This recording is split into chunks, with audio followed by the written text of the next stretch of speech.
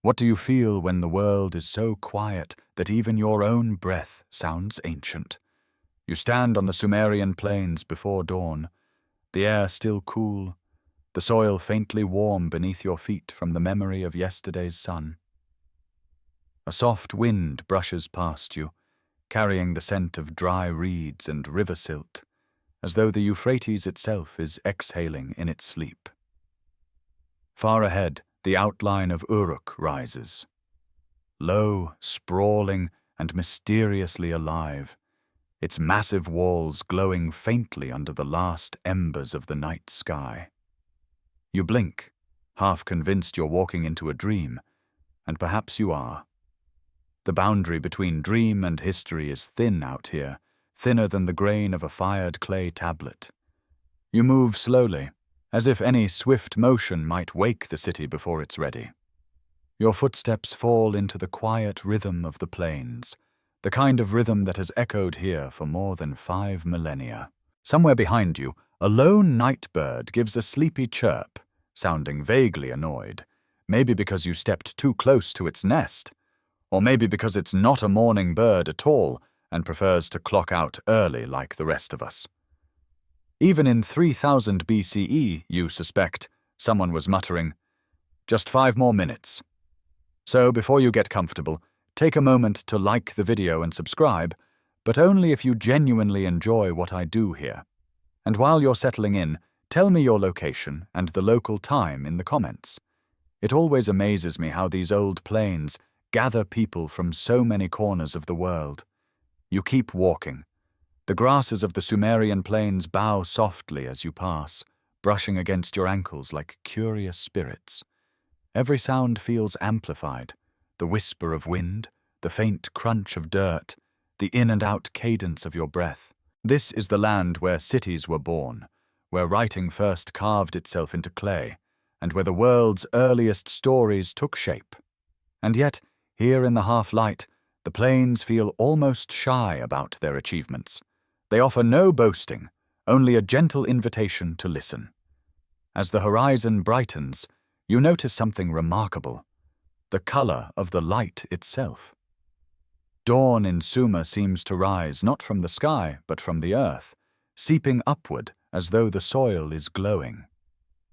Historians still argue whether this unique luminosity is caused by the mineral-rich clay or by atmospheric quirks. But whatever the reason, the effect is strangely comforting, like the land is lighting a lantern to guide your steps. And you follow it, drawn forward by a sensation somewhere between reverence and curiosity. You remember reading that Uruk is often called the world's first true city, a place where tens of thousands of people lived together, built temples, wrote texts, brewed beer, and tried to avoid stepping on each other's goats. The latter is not a widely discussed mainstream historical fact, but it feels spiritually true. The real fact, the one carved into every archaeological timeline, is that Uruk's population blossomed earlier and faster than almost anywhere else on Earth. You picture farmers waking along canals, scribes rubbing sleep from their eyes, children chasing each other between reed huts, and over it all, the quiet hum of a civilization taking its first confident breath. You pause as another breeze sweeps across the plains. It's warmer now, tinged with the coming sun. On its edge, you think you smell something faintly sweet, maybe date palms, or maybe the comforting scent of bread baking in some distant brick oven. That warm-scented breeze makes you wonder if the people of Uruk long ago stood here and smelled the same thing before heading into the bustle of their day. They probably had the same thoughts you do. Is it too early? Should I have slept longer? Did I remember to feed the goats? A quirky tidbit floats into your mind, one of those odd details you picked up in your readings. Some Sumerians used ground-up river mud, mixed with reeds as a kind of bug repellent. You imagine someone slathering that paste on their arms before stepping out for fieldwork, grumbling about mosquitoes like every generation since. The past feels closer suddenly, less like a museum, more like a neighborhood you just haven't visited yet. You take another step. The earth shifts subtly beneath your feet, a gentle give that reminds you these plains once flooded in rhythms so dependable that entire calendars were built around them. Historians still argue whether those floods were predictable enough to sustain large-scale farming without the kind of monumental irrigation systems later cultures required. But predictable or not, they fed the city you're now approaching, a city whose very layout seems to pull you forward. The outline of Uruk's monumental walls grows clearer with every passing moment, and yet you're in no rush. This is a story meant to unfold slowly, like a reed curtain being lifted by a careful hand. You let your breathing match the land again, steady, patient, ancient. The sky shifts into a muted gold as dawn finally arrives in earnest, the colors softening the edges of everything. Even the massive walls seem gentle in this light, as though they too are waking up. Before you reach them, you stop once more and turn to look behind you. The plains stretch endlessly, a quiet sea of tawny grass trembling under the morning breeze. In this stillness, you sense the immensity of time, the way all stories, yours, mine, Uruk's, are little threads in a vast tapestry. The sun lifts a little higher, and with it rises the first faint bird song of the day. It's cheerful, much too cheerful for this early hour, and it reminds you of that one friend who is inexplicably chipper before sunrise. Every era has at least one. You turn back toward the walls in the distance.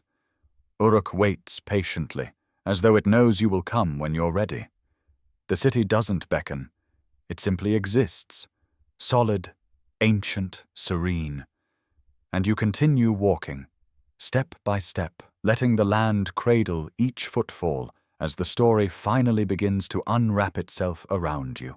The walls rise slowly as you approach, not in a sudden leap, but in a deliberate, immense unfurling, like a giant stretching after a long sleep. At first, they seemed like nothing more than a soft silhouette on the horizon.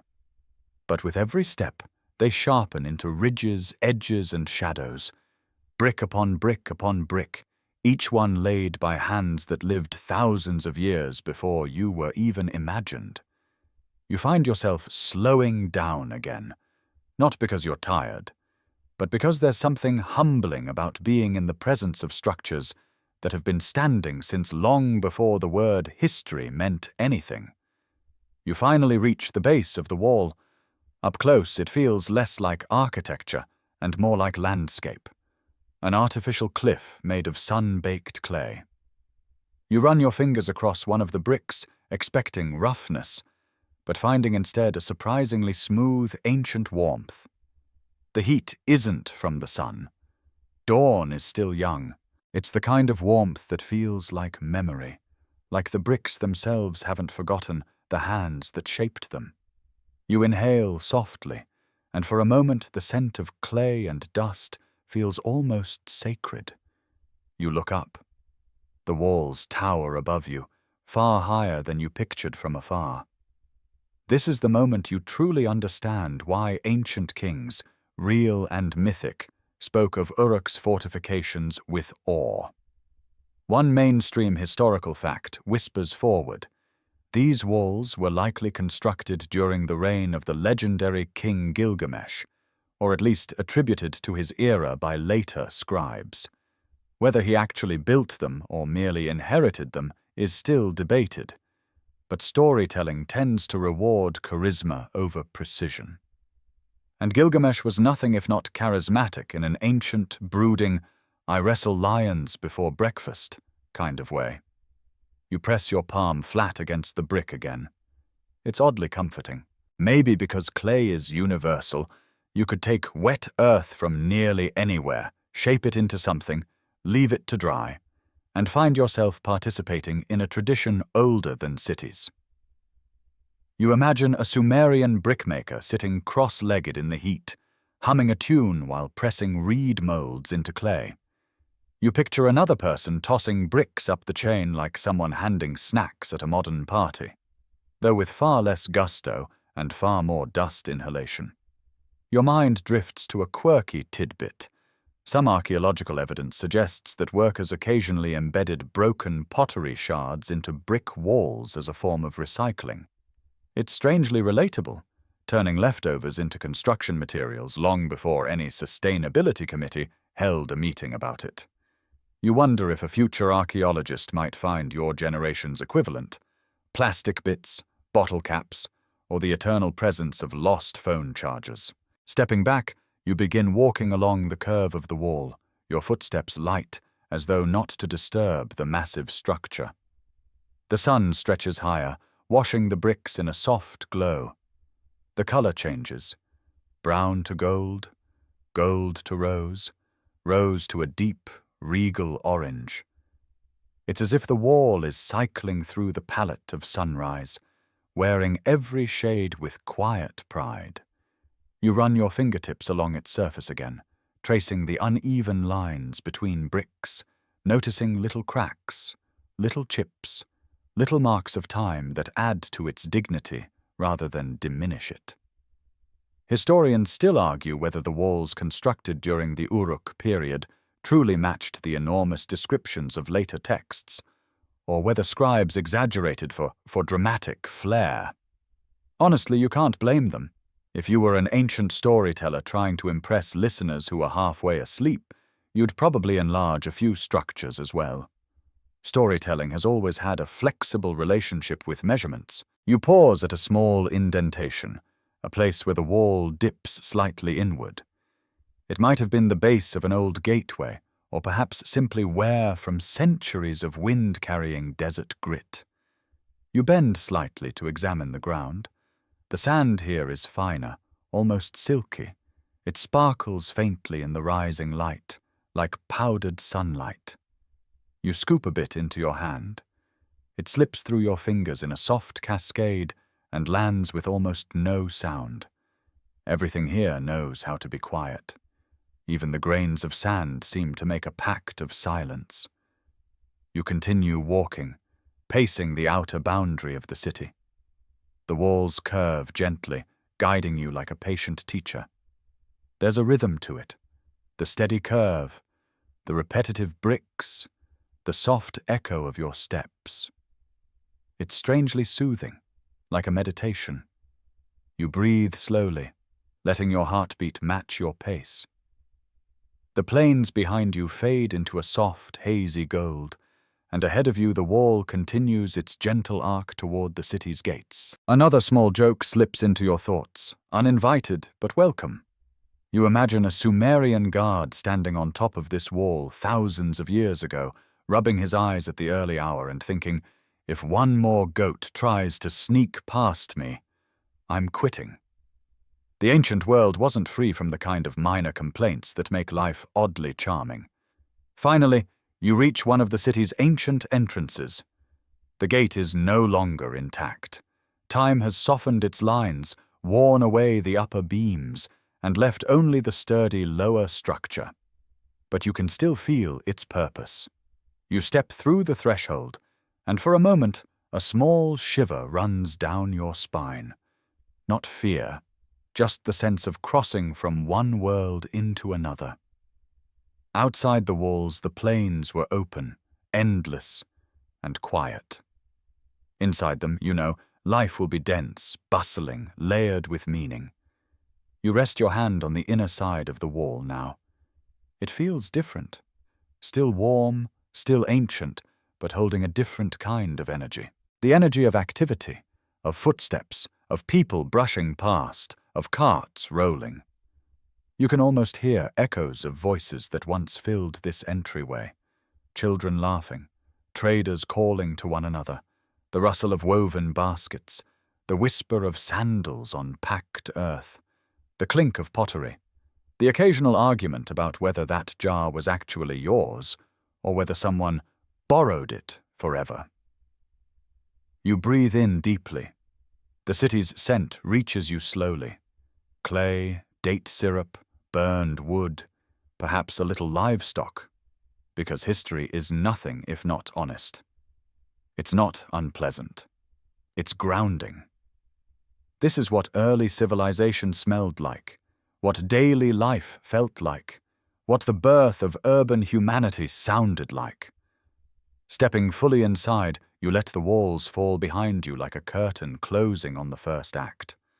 The world shifts subtly, becoming more textured, more intimate. You feel the weight of centuries overhead, yet the air remains strangely gentle, as if welcoming you into the heart of Uruk's ancient pulse.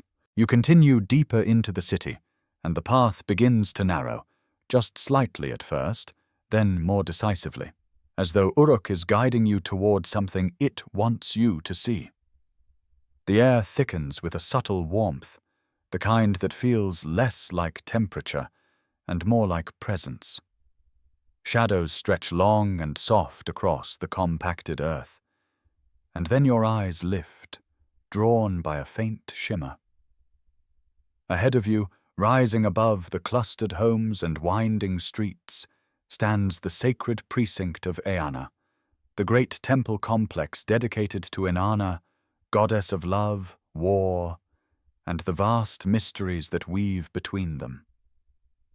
You slow your steps. Even if you didn't know its name, you would feel it. The atmosphere shifts, thicker, quieter, expectant. It's not the quiet of emptiness, but the quiet of something deeply attended, like the hush in a room where someone has just whispered a secret. The structure before you is monumental, tiered, and impossibly old, its bricks stacked in rhythms that seem almost musical.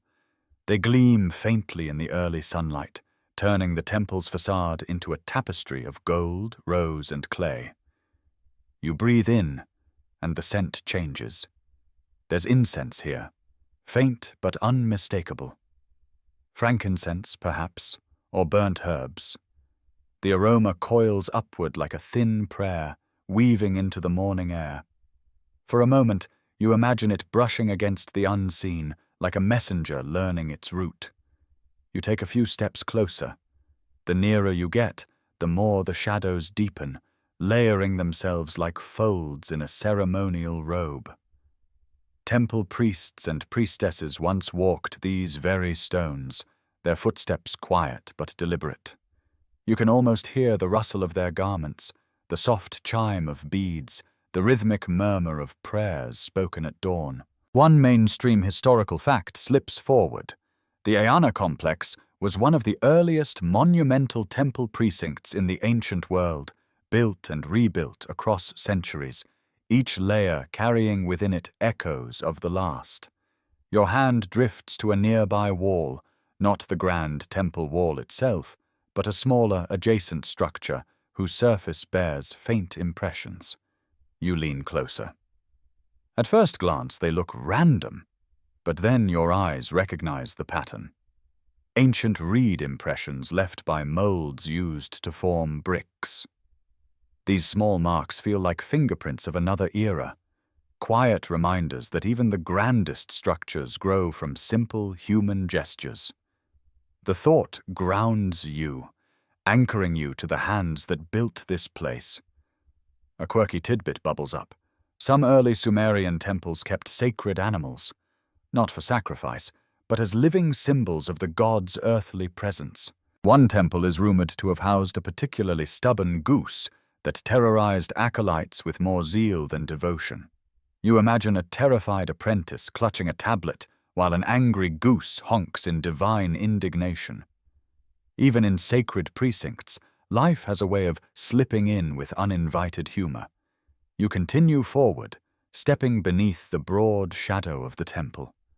The light cools, softens. You feel smaller, not in a diminishing way, but in a way that makes the world feel larger, richer, more layered. You trace your fingers along a low relief carving, just a simple line, a corner, the hint of a symbol. The temple doesn't reveal itself all at once. It asks you to come closer, to linger.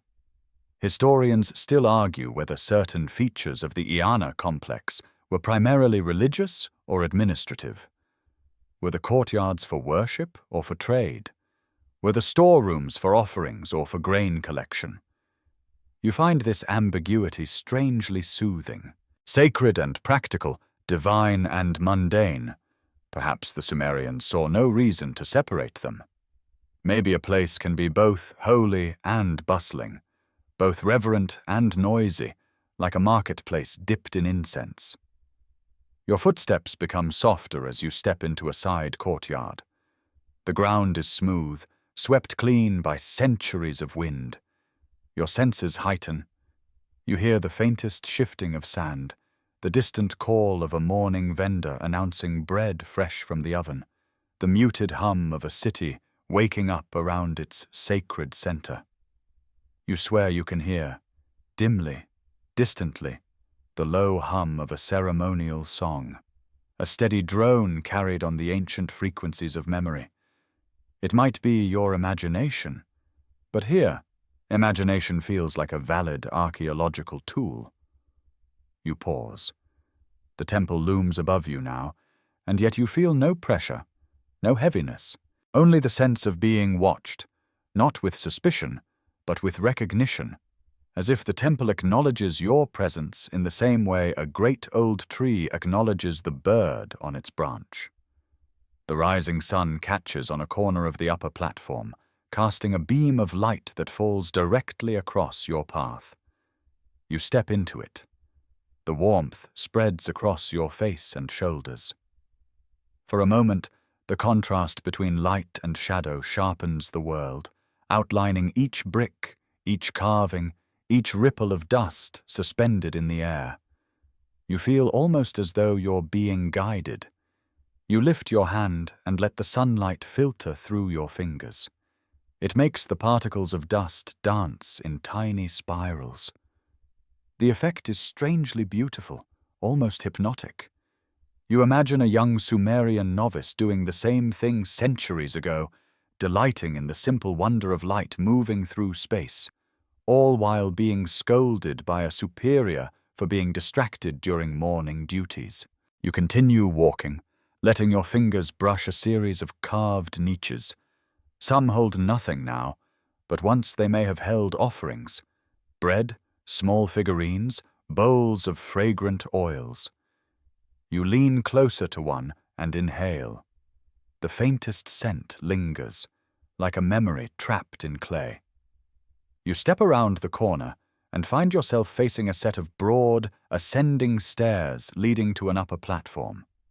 They rise in long, shallow steps that seem designed not merely for climbing, but for processions. You place your foot on the first step. The stone is cool, solid. You take another, then another, your ascent slow and measured. The air grows brighter as you climb, and when you reach the top, the city spreads beneath you like an unfolding tapestry. Uruk stretches out in every direction: clusters of homes, winding canals, bustling markets, rooftop gardens, and distant silhouettes of more temples. From here you can hear the city more clearly. The murmur of voices, the slap of water against a boat, the soft thump of someone kneading dough. Somewhere, a goat bleats with the unmistakable tone of a creature convinced its problems are the world's greatest concerns. You smile. Even amidst this ancient grandeur, life's small humor persists. You turn, facing the temple's inner sanctum. You won't enter. Not yet. That part of the story waits for another time. For now, you let the view settle into your bones. The golden age of Uruk rises around you in dawn's warm breath, and you stand at its heart, steady and awake. You stand quietly on the temple platform, letting the breath of early morning settle around you. And then, almost before you're aware of your own intention, your feet begin carrying you down the long staircase and back toward the winding arteries of the city. The Aeana precinct remains behind you like a lingering heartbeat, steady, sacred, and resonant. But Uruk has more to show you. Its streets wait like lines from a half-remembered story, and somewhere within them a presence stirs, one that feels both legendary and intimately familiar. As you walk, the sounds of the city thicken. Murmured conversations drift from courtyards. Wooden wheels creak gently across the packed earth. Somewhere, a potter taps the rim of a vessel to test its pitch, producing a soft, hollow note that blends into the ambience like a resting drum. And beneath all this, a faint echo threads through the air, so subtle you might mistake it for memory rather than sound. You step around a corner. The street narrows here, buildings rising on either side in a warm canyon of clay and shadow. Sunlight skims the tops of the walls and falls in soft diagonal beams, illuminating patches of dust that swirl lazily in the air. You slow, sensing something different here, something weightier. And then you feel it. Not a figure, not a presence in physical form, but an echo. A resonance so old and powerful it vibrates gently at the edge of your awareness. The story of Uruk cannot be walked without brushing against the story of Gilgamesh, the city's most famous king and one of humanity's earliest literary protagonists. You pause, listening. The echo seems to vibrate through the ground, through the bricks, through your breath. One mainstream historical fact settles at the front of your mind. The Epic of Gilgamesh, etched into clay tablets in cuneiform, is often considered the world's oldest surviving epic narrative. While the version we know dates to centuries after the historical king likely lived, the tale's roots reach deep into the early dynastic period. The man, if he existed, lived somewhere between myth and memory. Yet as you stand here, in the city that claimed him, the boundary between legend and reality feels impossibly thin. Your fingers graze the wall beside you. The clay is warm now, touched by sunlight and time. You wonder if Gilgamesh ever walked this very lane. Impatient, intense, shoulders squared with a king's heavy certainty. You can almost imagine him striding forward, a towering figure with storm-dark eyes and a lion's confidence. You'd like to think he had bad hair days, too, if only to make him a little more relatable. A quirk of history. Some later depictions show him with elaborately curled locks that would require at least 3 stylists and 1 bottle of ancient hairspray. The echo deepens. It's not a voice, not a whisper, but the sense of a story brushing against your mind. You follow it. The street widens slightly ahead, opening into a sunlit courtyard where several families are starting their day. A woman pours water from a heavy jar, the liquid catching the light as it arcs. A group of children chase each other, laughing, darting between doorways. One child trips and pops back up with the swift resilience known only to the young and invincible. Another tries to juggle dates and fails spectacularly, sending fruit tumbling across the ground. A small goat immediately claims the spoils, chewing with the furious joy of a creature with no regrets. You smile despite yourself. The ordinary lived life of Uruk sits easily beside the echoes of kings and myths, and perhaps that's the truth of it. The epic was born not from cold grandeur, but from streets like these, filled with small joys, loud goats, and conversations drifting like smoke. A quirky tidbit nudges forward. In some early myths, Gilgamesh was said to have such superhuman strength that he could outrun the fastest animals and lift city gates by himself. Claims that sound suspiciously similar to someone bragging at a tavern after too many jugs of fermented date beer. You imagine an ancient storyteller leaning in conspiratorially, whispering, "He once punched a leopard just for looking at him wrong," while the listeners gasp and someone in the back mutters, "Sure he did." Yet even through the exaggerations, the resonance remains. You walk through the courtyard and onto another narrow street, and for a moment the air feels thicker, like it carries the tension of a memory not yet fully spoken. You picture the opening lines of the epic. Gilgamesh, restless, powerful, beloved and feared. The people of Uruk, weary of his strength. The gods deciding to humble him with the creation of Enkidu. It is a story of friendship, mortality, and the search for meaning.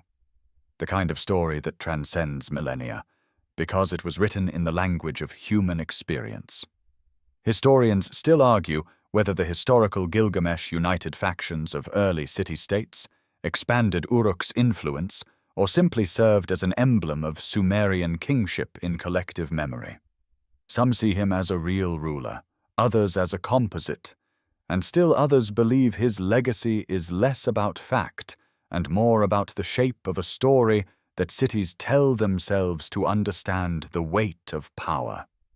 You reach a section of the city that feels older than the rest. The walls curve in gentle irregularities, worn down by centuries of footsteps brushing past them.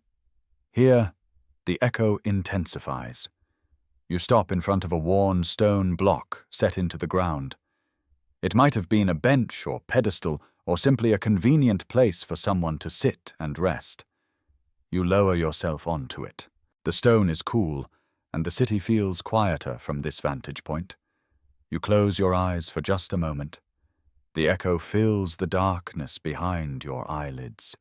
A low, rhythmic pulse. It's not frightening. It's grounding. Ancient. Vast.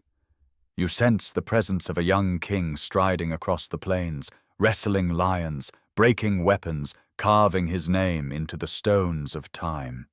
But you also sense a man, uncertain, longing for meaning, haunted by mortality after the death of a dear friend. You sense both the myth and the humanity, entwined like two strands of braided reed. Your eyes open slowly. The street glows with sunlight filtered through reed awnings. Dust motes drift lazily in the air. And the echo softens, fading back into the walls, the stones, the breath of Uruk itself. You rise, steady and thoughtful. The story continues, guiding you deeper into the life of the city. And though the echo of Gilgamesh has quieted, it lingers in you quietly. A reminder that even legends leave footprints on the ground, and sometimes, if you listen carefully, those footprints whisper back. You leave the quiet street where Gilgamesh's echo lingered and step into a broader lane humming with early activity. The shift is immediate, like turning a page from myth into daily life. Here, Uruk breathes differently, deeper, louder, richer. The scent of warm bread drifts through the air, mingling with wafts of clay dust and faint traces of animal musk. The soundscape grows thicker, gentle laughter, low conversations, the slap of sandals, and the rhythmic thump of something heavy being lifted and set down. You follow the sounds as though they're pulling you forward. Soon the lane opens into a marketplace, not grand or sprawling, but intimate and alive. Winding alleys full of stalls, baskets, reed mats, and people moving like currents in a river. Nothing here is still. Everything has purpose. Everything has motion. You pause at the market's edge and let the sensations wash over you. Someone shakes a woven basket vigorously, testing the durability of its reeds. The rattling sound is oddly pleasant, like a soft rain made of seeds. A vendor calls out the day's freshest dates, his voice rising like a chant. Another merchant taps a copper pan and listens critically, as if trying to coax its spirit awake. A teenager, clearly new to the job, tries to arrange fish on a platter without touching them too much, making a face that transcends time. You've likely made the same face when asked to clean something you'd rather pretend doesn't exist. A woman walks past you carrying a jar of barley, her posture graceful and steady. She nods politely. You nod back. The moment is simple, ordinary, timeless. This is the heartbeat of Uruk, the human pulse beneath its monumental walls and towering temples. You step further in, weaving between stalls. Each vendor space feels like its own tiny world. One displays bright textiles, dyed wool in deep blues and reds. Another sells bread, round loaves baked in clay ovens and dusted with flour so fine it looks like white desert wind. A potter sits cross-legged on a mat, shaping a vessel with hands so sure and gentle that the clay seems to respond affectionately. The vessel spins slowly on a primitive wheel, wobbling slightly before settling into a perfect roundness. You watch in quiet awe. This is craftsmanship at its earliest, humans learning to shape the world to their needs with skill and creativity. A mainstream historical fact nudges forward. During the height of the Uruk period, long-distance trade flourished. Merchants traveled far beyond Mesopotamia, bringing goods from distant regions, lapis lazuli from Afghanistan, cedar from Lebanon, copper from Oman. This market, small as it seems, stands on the foundation of a vast, interconnected world. You picture a trader returning from weeks on the trail, dusty and sunburned, proudly unloading rare stones or exotic beads, while his family fusses over him and a neighbor mutters something about the rising cost of barley.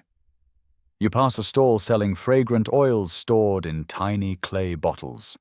The vendor lifts one bottle and uncorks it, letting a thin line of aroma drift into the air, floral, woody, soothing. She catches your expression and smiles knowingly, offering the scent with a small gesture. You lean closer. The scent feels warm, like sunlight on stone, and cool, like shade beneath a date palm. She corks the bottle again with practiced ease. You thank her silently with a nod. A quirky tidbit drifts into your mind. Some markets in ancient Mesopotamia had designated complainers, individuals hired or appointed to loudly warn customers about dishonest merchants or bad quality goods. You can almost imagine a man standing on a crate yelling, "Don't buy his goats! They faint in the heat!" while the goat seller glares at him with the kind of annoyance that only centuries of practice can perfect. It's oddly comforting to know that customer reviews existed long before the internet. A child darts past you, his arms full of something wrapped in cloth. He's grinning mischievously. Seconds later, an exasperated mother chases after him, waving a ladle and shouting his name with the tone of someone who has uttered it far too many times before breakfast. You step aside to let them pass, smiling at the universality of family chaos. Historians still argue whether marketplaces like this were controlled by temple authorities, city administrators, or a mix of both. The debate centers on clay tablets found in archives, some detailing trade transactions, others listing temple inventories. You picture scholars leaning over shattered tablets, squinting at cuneiform marks and debating intensely, while a graduate student in the corner quietly wonders whether they should have gone into accounting instead. You continue walking, your steps slow, your senses open. Every detail feels magnified. The uneven texture of clay beneath your sandals, the soft crackle of reeds woven into baskets, the shimmer of sunlight bouncing off polished copper. Even the noise feels gentle, like a lullaby stitched from the breath of a city fully awake. Passing a stall of fresh produce, you stop to examine a pile of cucumbers and onions. They're arranged neatly, woven together with strands of palm fiber. You run your fingers over their surfaces, cool, smooth, real. A vendor raises her eyebrows at you with a friendly curiosity. You smile. She nods and returns to arranging more onions with the careful attention of someone who has built her life around these rituals. Further down the market, a small group gathers around an elderly storyteller sitting on a mat. His voice rises and falls like a slow river, pulling listeners into the tale. You catch fragments. A god's anger, a hero's journey, a monster lurking in reeds. Stories bloom everywhere here, not just in temples and epics, but in shaded corners between stalls. As you listen, the marketplace continues its gentle symphony. Laughter, footsteps, murmurs, the rustle of palm fronds overhead. You feel as though you're wandering inside the warm breath of civilization itself. And somehow the noise doesn't overwhelm you. It soothes you, softens you, keeps you rooted in the moment. Life moves around you with the tenderness of a cradle's sway. You walk slowly toward the market's far edge, feeling the echo of Gilgamesh fading completely now, replaced by the comforting rhythm of daily life. Here, the Golden Age isn't mythic or distant. It's baked into bread, traded in baskets, whispered between vendors, carried in jars, and worn into the souls of every passerby. As you step out of the marketplace, the sounds dim just enough for the city to inhale again. You carry the warmth of that hum with you, tucked gently into your senses like a small ember, waiting for the next breeze to fan it. Uruk continues to breathe, and you continue to walk. The road leaving the marketplace narrows again, but not in a way that feels confining. Instead, it seems to funnel you toward something quieter, still alive, still bustling beneath the surface, but wrapped in a different rhythm. The bright chatter of vendors fades behind you, replaced by a gentler sound, the steady scratching of styluses on clay. You follow that sound instinctively. It's faint at first, almost like the whisper of reeds brushing against one another in a soft wind. But as you move deeper into the small cluster of low buildings, the scratching grows clearer, more deliberate, more rhythmic. Tap, drag, lift, tap, a pattern that feels almost like breathing.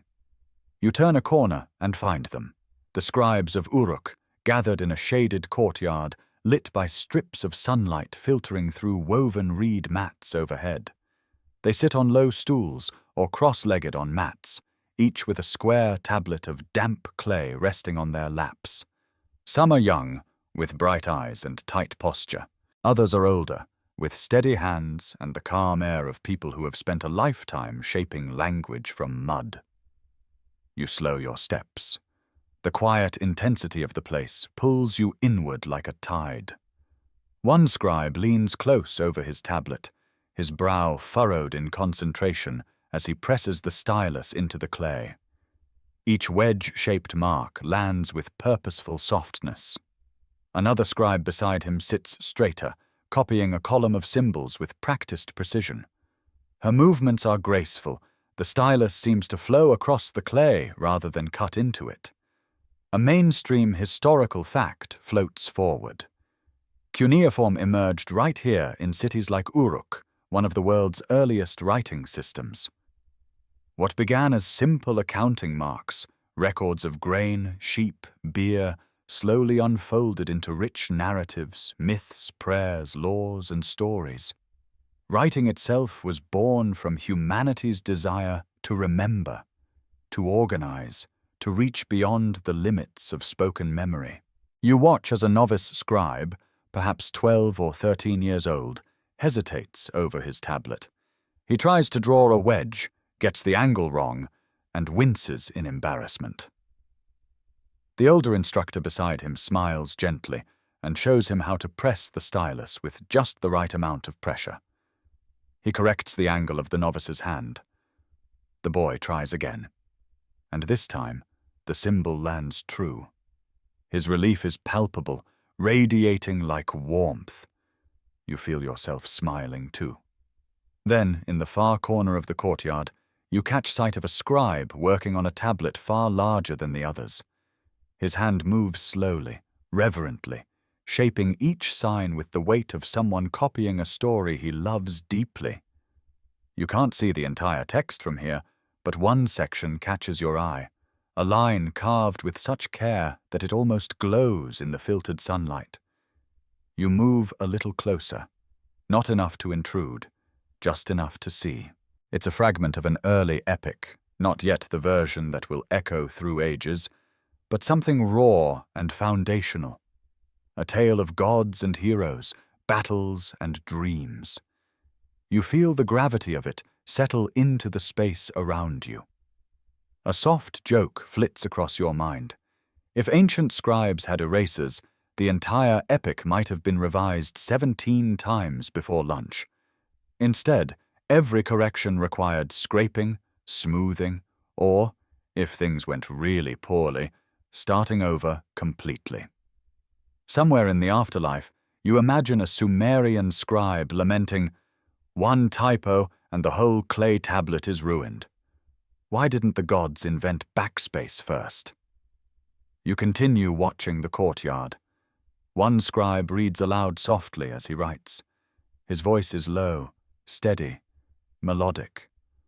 The words flow like a slow river, carving memory into clay.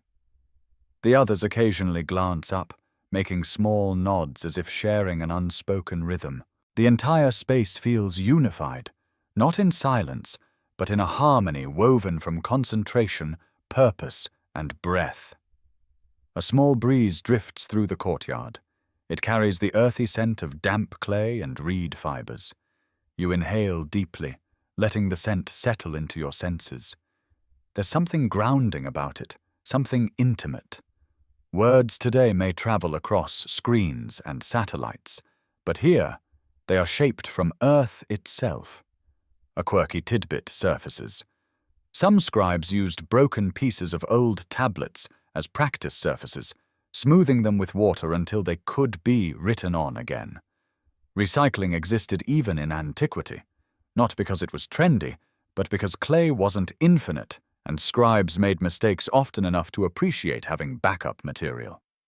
A scribe nearby sneezes suddenly, an explosive, startled sort of sneeze.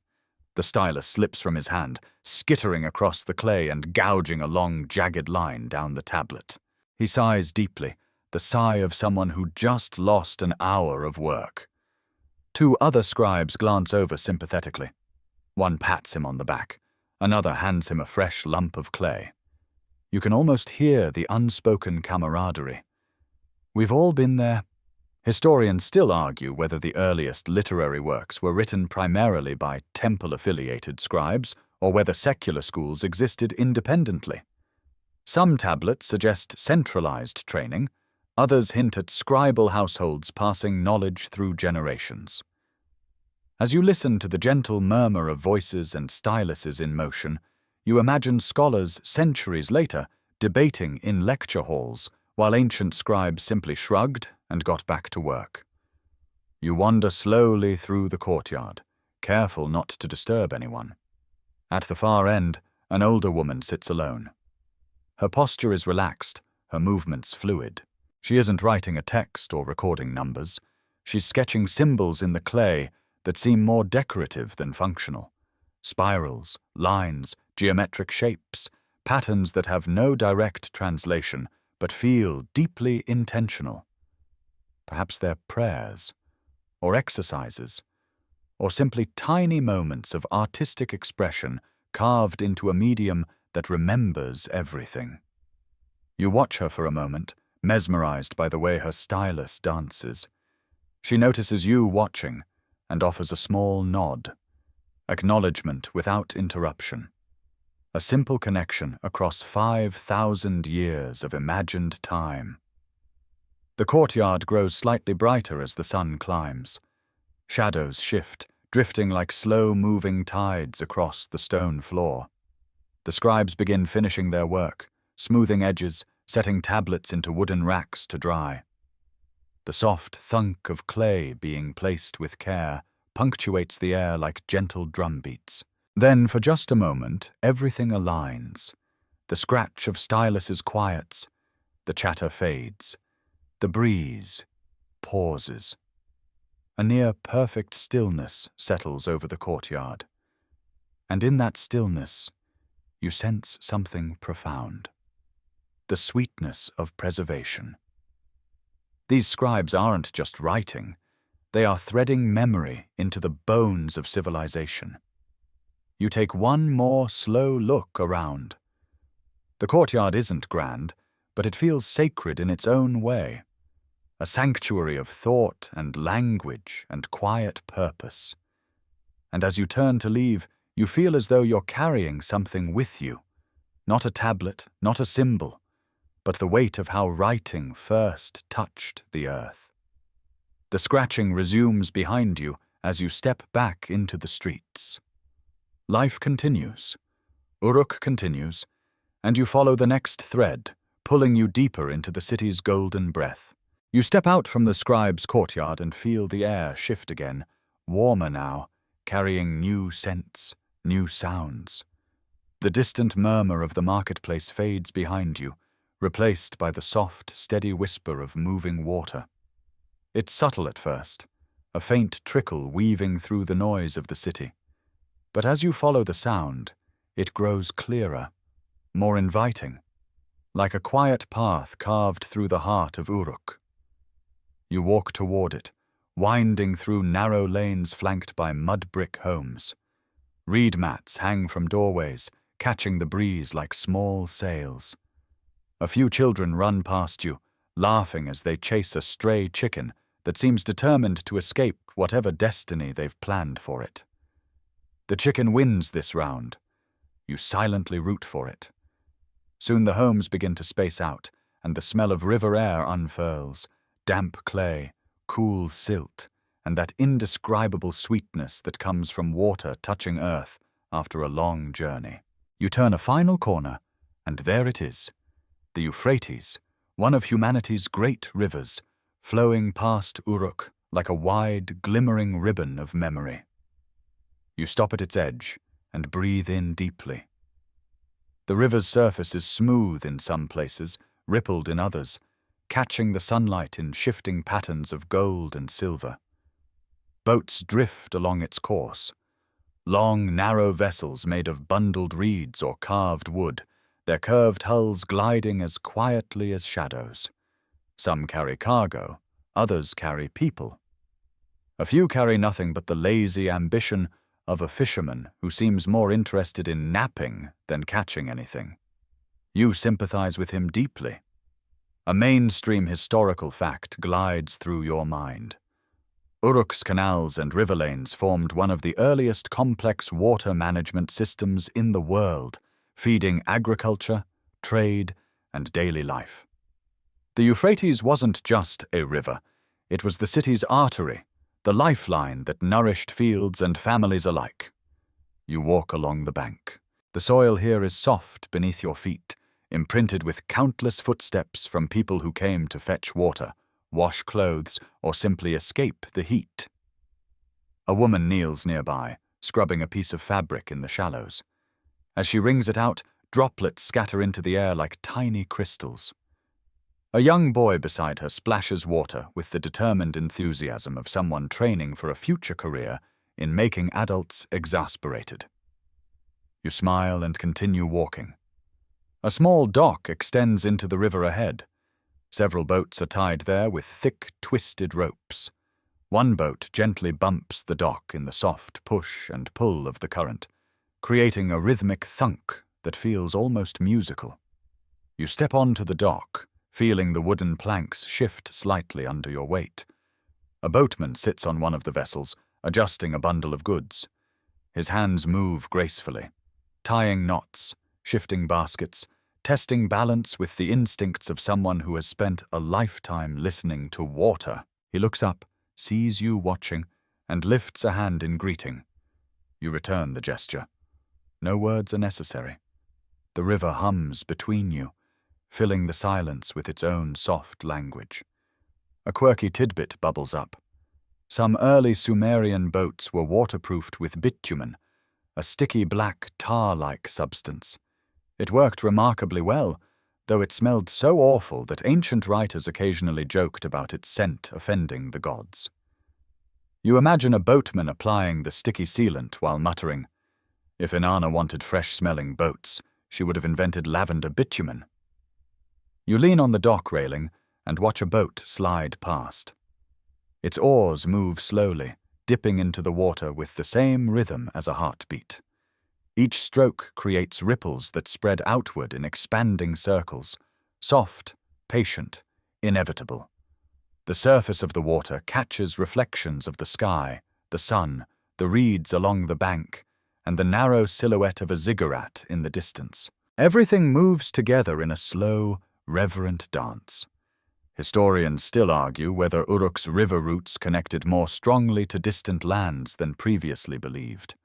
Some tablets hint at trade networks stretching hundreds of miles along the rivers, suggesting that water was not just local infrastructure, but a highway for cultural exchange. As you watch two boats pass each other and share a brief greeting, you feel that argument settling into place. Rivers, after all, have always carried stories as much as goods. You step off the dock and stroll along a narrow path lined with tall reeds. Their soft rustling creates its own quiet symphony. The air cools as the wind glides across the surface of the water and brushes your face. You close your eyes for a moment, letting the sensation sink into you. The breeze carries whispers, the clink of pottery, the tap of oars, the laughter of children, the creaking of wooden beams. You open your eyes to see a group of workers hauling jars of grain toward a moored boat. They work in steady unison, lifting, passing, loading, adjusting. Their voices blend into a rhythmic chant meant to synchronize their movements. One slips slightly and curses under his breath. PG-13, ancient Mesopotamian style. The others laugh. His embarrassment lasts no more than a heartbeat before he joins in the laughter himself. You continue your walk until the riverbank widens into a gentle bend where the water slows.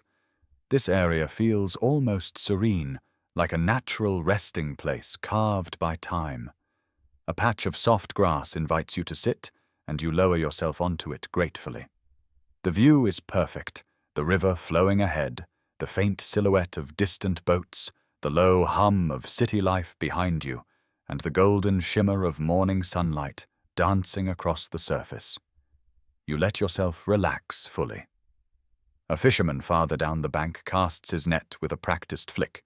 It arcs through the air like a gliding bird before settling into the water with a soft splash. He watches patiently. A moment later, he pulls up the net, revealing a small catch. He examines the fish with scientific seriousness, holds one up to the light, and then, deciding it's a bit too puny, tosses it back into the river. The fish darts away like someone who just got a second chance at life and isn't wasting it. You chuckle softly. You reach your hand into the water, letting your fingers dip just below the surface. It's cool, smooth, and alive with movement. The river feels vast and ancient, like a living thread connecting past to present. You close your eyes again and let the rhythm of the flowing water settle into your breathing. Slow, steady, ancient. For a moment, it feels as if you're floating too, carried along the currents of history. You imagine yourself drifting through Uruk, then beyond it, past fields, past distant villages, past forgotten riverbanks. You imagine stories traveling with you, settling where the water slows, taking root, blooming again centuries later. You withdraw your hand and watch droplets slide down your fingers. Behind you, Uruk continues to hum. Before you, the Euphrates flows endlessly. You rise slowly, letting the river's calmness stay with you as you turn back toward the city. The water's soft murmur follows you, wrapping around your senses like a gentle thread. Uruk calls again, and you walk toward its voice. You follow the river's quiet murmur back into the flow of the city, letting the soft sound linger in your ears like a gentle aftertaste. As the riverbank recedes behind the mud-brick homes, you begin to notice new scents drifting into the air. Warm dough, roasted grains, a faint sweetness carried on the breeze. Your stomach gives a small, hopeful flutter, as if it recognizes that you are drifting toward one of the most comforting regions of any civilization, the kitchens, workshops, and everyday hearths of its people. The path widens, lined now with workshops nestled close together like old friends in deep conversation. Smoke curls lazily from the low chimneys. The warm hum of human industry wraps around you like a familiar blanket. You step closer, guided by the gentle thump of hands on dough and the clinking of pottery being stacked to dry. The first workshop you pass belongs to a potter whose hands move with a kind of sacred confidence. He presses his thumbs into the spinning clay, guiding the vessel upward, the form swelling like the smooth curve of a rising moon. The wheel beneath it, a simple foot-powered disc, spins steadily, whispering a soft rhythm. You stand quietly, mesmerized by the way the clay yields and strengthens at the same time. He glances up at you and smiles, nodding toward a shelf of finished pieces. You walk over to them. Bowls, jars, cups, each one carefully shaped, their surfaces glazed with reddish slip. You run your fingertips along the rim of a jar, feeling slight ridges where the potter's fingers once guided it. The clay is cool, sturdy, alive with memory. You marvel at how something born from mud and water can become an artifact of identity. A mainstream historical fact folds into your thoughts. Sumerians were among the earliest large-scale beer brewers, and pottery workshops like this produced the tall beakers used for drinking it, often communally through long straws plunged into a shared jar. You imagine a row of Sumerians sitting around one enormous pot, like a very ancient, very enthusiastic smoothie club. You walk on, following the scent of baking bread until it becomes irresistible. A small open-air bakery comes into view, a domed clay oven radiating warmth, tended by two bakers with quick, practiced movements. One slides flat rounds of dough onto the oven wall using a long reed paddle. The other removes baked loaves, stacking them onto a mat. You watch a fresh loaf crackle softly as it cools. The smell feels like an invitation, like home. A child stands nearby, eyeing the bread with the kind of intensity usually reserved for priceless treasure. One of the bakers tears a small piece from a loaf and hands it to him. The child takes it reverently, then runs off grinning. As he passes you, he lifts the bread triumphantly, as though you too should acknowledge his good fortune. You nod in solemn respect. Bread diplomacy transcends time. You continue through the workshops, and the city grows even more fragrant. A brewer's courtyard appears on your left, filled with enormous clay vats. Workers stir mixtures of barley and water with wooden paddles as long as their arms. The bubbling sound is soft and rhythmic, like the simmer of a stew. You catch a faint whiff of fermenting grain, a sharp, tangy smell that feels older than civilization itself. A quirky tidbit surfaces. Some Sumerian beer was so thick that it resembled porridge, prompting drinkers to use special straws to avoid sediment. You picture someone proudly announcing, "Dinner and drinks in one cup," while their friend mutters, "That's not how beverages should work, Naram." A brewer spots you looking and gestures for you to come closer. You do. He dips a ladle into a vat and pours a small stream back in, the liquid folding over itself in lazy spirals.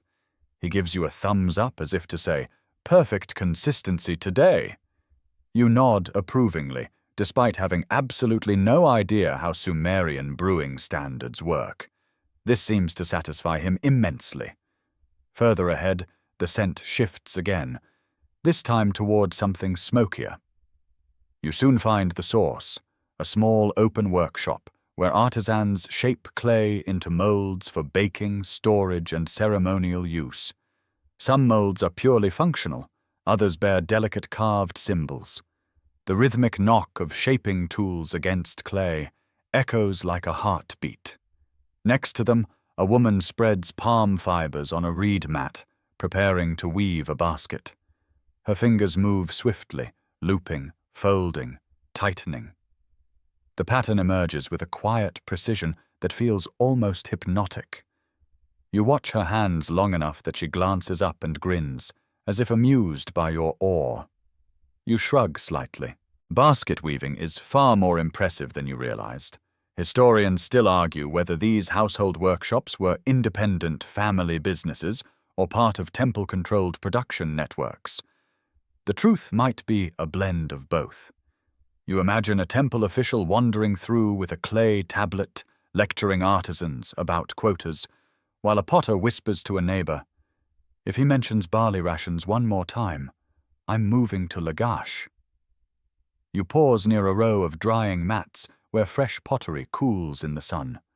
The heat rising from them feels like the exhale of the earth itself. A dog lies nearby, belly up, basking in the warmth with absolute commitment. It sniffs in your direction without lifting its head, as if to say, "Yes, this spot is taken. No, I will not be relocating." You walk on, deeper into this district of daily creation. Every workshop, every courtyard, every pair of hands shaping clay or grain or fiber feels like a heartbeat in the great body of Uruk. Nothing here is grand or monumental, and yet everything here is essential.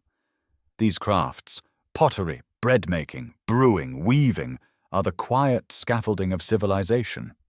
You pause outside another bakery where a row of flat breads cools on a reed mat. A baker wipes sweat from his brow and grumbles at the oven as if the oven personally offended him. You catch only one word, something that translates roughly to behave. It's oddly reassuring. Even in the Golden Age, ovens misbehaved. You continue walking until the workshop district begins to thin. The scents of bread and clay recede behind you, replaced by a softer, earthier smell carried onto the breeze. Ahead lies another corner of the city, a quieter one. But you carry with you the warmth of these workshops, the hum of human hands shaping the world one gentle movement at a time. As you step out of the district, you look back once more. The potter's wheel spins softly. Bread cools in neat rows. Brewers stir their vats. Weavers tie final knots. And the heartbeat of Uruk continues, steady and full. You breathe in deeply, letting the warmth linger in your lungs. Then you walk on. You leave behind the warm scents of bread and clay, letting the gentle hum of the workshop district fade into the deeper quiet of evening. The sun has begun its slow descent, casting long amber rays that stretch through the narrow lanes like golden threads.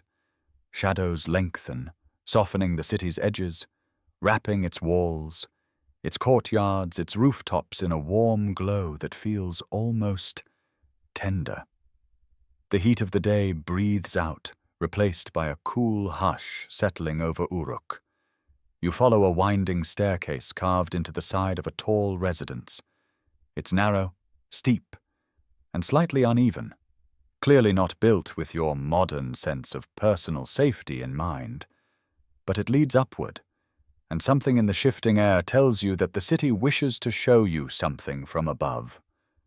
You climb slowly, your hand brushing the clay wall beside you for balance, until finally you step onto a rooftop that rises above most of the surrounding structures. The view steals your breath. Uruk stretches before you like a vast, woven tapestry. Thousands of rooftops, clustered courtyards, flickering hearths, and winding lanes rendered soft by dusk. The Temple of Eanna rises in the distance, its silhouette luminous, a dark shape against a sky turning violet and gold. And beyond the city walls, the plains shimmer with fading light, their tall grasses rippling like waves under the last breeze of the day. You sit on the rooftop's edge, where a woven mat softens the clay surface. A clay jar of cool water rests nearby, with a simple cup overturned beside it. Someone who lives here must come up often to escape the heat, to enjoy the breeze, to watch the passage of the stars. Tonight, you share their view, their air, their sky. The first stars appear, a few timid pinpricks in the darkening blue. Then more. Then many. The Sumerian night, when it finally arrives, does so with a quiet authority. A mainstream historical fact glows in your mind. Sumerians were among the earliest astronomers, meticulously charting star movements, tracking lunar cycles, and dividing the year into months long before many civilizations even developed writing. They saw stories in the sky, gods, heroes, animals, rivers, and used the heavens as both compass and calendar. You lean back on your hands, letting the night open above you. Constellations begin to take shape. A line of stars near the horizon catches your eye, bright, sharp, proud. Somewhere in ancient tablets, scribes once recorded these very lights, assigning them meaning, weaving them into myths. The Sumerians read the sky like scripture. The breeze shifts, cooler now, brushing your face with the soft scent of river reeds and distant hearth smoke. The rooftop around you creaks gently as the clay cools. From another rooftop nearby, someone hums a low, soothing melody, an evening lullaby, perhaps. The notes drift across the air, settling into your bones like warm dust. Below, the city changes tempo. The chaos of the day loosens into calmer rhythms.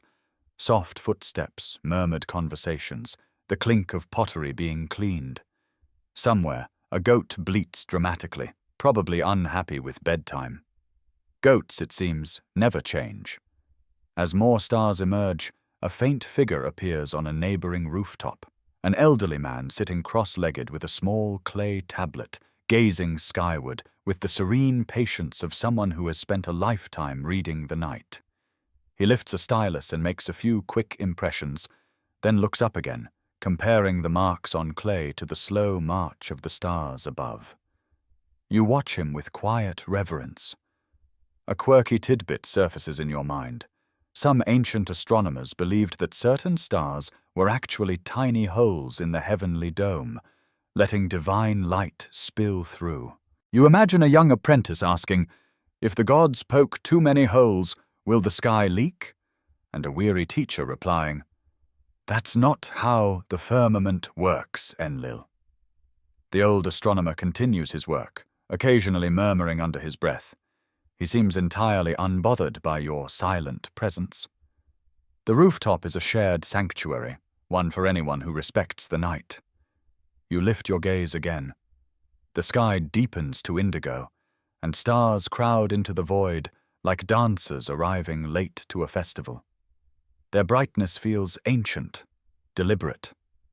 Some cluster in shapes the Sumerians named long ago: the bull of heaven, the plough, the goatfish. Shapes that once guided planting seasons, river predictions, and royal ceremonies. Historians still argue whether the earliest constellations originated here or were borrowed from older traditions. The truth lies somewhere in a region blurred by time. But as you sit beneath this enormous sky, you feel certain of one thing. The Sumerians wove themselves into the heavens as much as the heavens wove themselves into Sumer. A gentle rustling beside you draws your attention. A small clay lamp sits near a low parapet, its wick smouldering quietly. You light it with a spark from a flint someone left on the mat. The flame jumps softly alive, casting a circle of warm amber against the clay. Its glow does not compete with the stars. Instead, it adds to their quiet company. You rest your palm on the rooftop's edge. The clay has cooled completely now. It feels smooth beneath your fingertips, like polished stone softened by thousands of evenings just like this one. You can almost sense the presence of all who have sat here before. Families sharing stories, lovers whispering secrets, scholars charting constellations, children pointing excitedly at a bright planet rising on the horizon. The lamp crackles gently. The stars pulse overhead. The night deepens. You lie back on the mat and let your vision fill completely with sky. Breathing slowly, deeply, you fall into the rhythm of the night. The constellations shift, the river hums faintly in the distance, and the city's pulse slows to a near whisper. Up here, under this ancient dome of stars, you feel as though the universe has scooped you into its palm. Uruk breathes below you, the sky breathes above you, and you, poised between them, drift gently into the soft quiet of the golden age. You rise slowly from the rooftop, your limbs warm from resting against the clay, your mind still threaded with starlight. The soft glow of the lamp flickers behind you as you descend the narrow staircase once more. With every step, the air thickens, not unpleasantly, but with a growing sweetness, like the scent of distant blossoms riding on the night breeze. You follow it instinctively, letting the fragrance guide your senses through a quiet lane where shadows sway like slow dancers. The path curves gently, carrying you toward a place where the city seems to soften, where walls become lower, where wind moves more freely, where the hush deepens into something lush, almost enchanted. You glance ahead and see an opening in the clustered homes, a space marked by tall reeds and carved wooden posts. Beyond them lies something green, something breathing, something alive in a way no pottery workshop or bustling market could ever be. You step through the arch of reeds. Before you unfolds the gardens of Inanna, goddess of love, fertility, and the ecstatic chaos of life itself. These gardens, even in the dim light of dusk, shimmer with an otherworldly glow. They are not vast, but they feel endless, textures and scents layered like verses of an ancient hymn. Soft earth yields beneath your feet, a welcome contrast to the city's hard-packed streets. You walk slowly, reverently. The air cools, carrying hints of date blossoms, crushed basil, ripe figs, and something else, something floral and honey-sweet that feels almost too soft for words.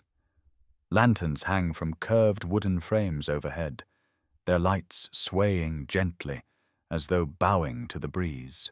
A mainstream historical fact drifts forward, gentle as the garden's breath.